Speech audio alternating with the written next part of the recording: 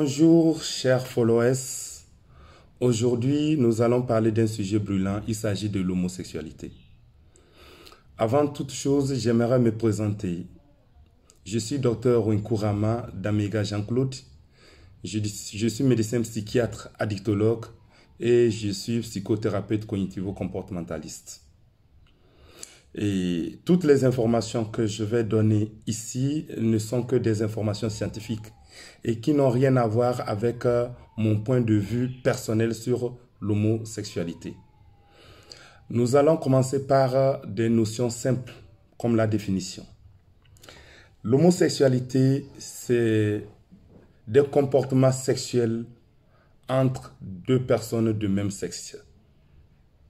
Quand il s'agit des relations sexuelles entre un homme et un homme, on parle de gay.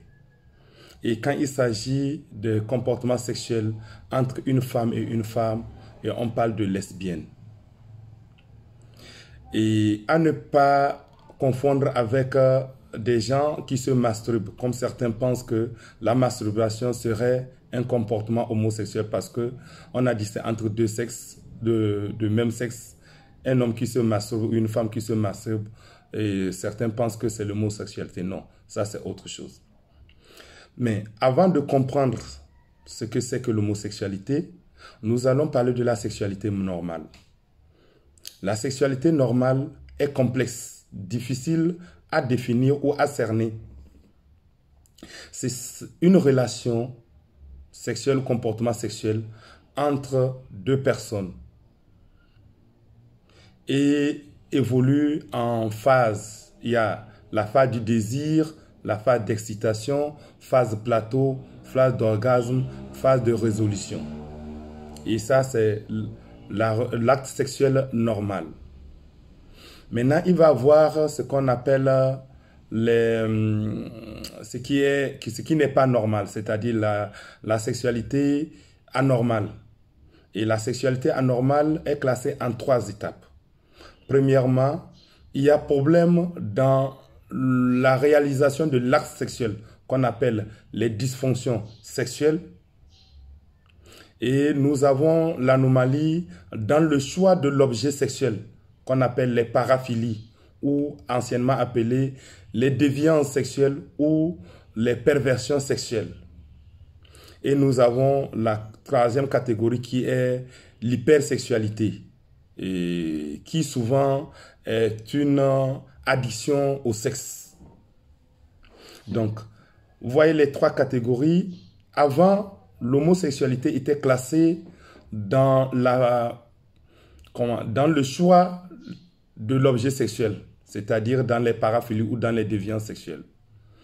Et avec l'évolution, la science et le politique, l'homosexualité a été retirée des déviances sexuelles et est intégrée dans la classe de la sexualité normale. Donc, au jour d'aujourd'hui, l'homosexualité au niveau science, je parle de nous en santé mentale, ne fait plus partie des déviances ou des paraphilies. Et maintenant, l'homosexualité est intégrée dans la sexualité normale. Maintenant, la sexualité normale est définie par un peuple.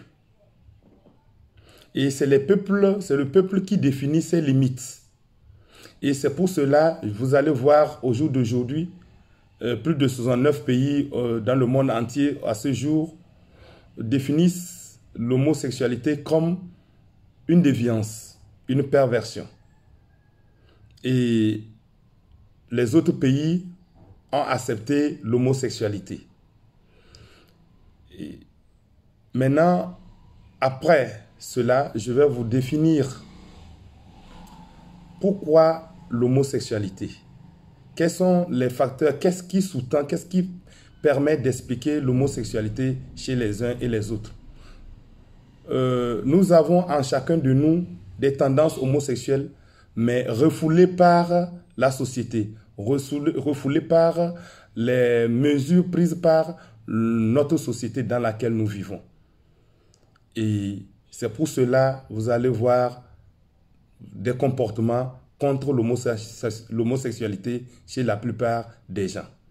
Je m'arrête ici pour cette vidéo.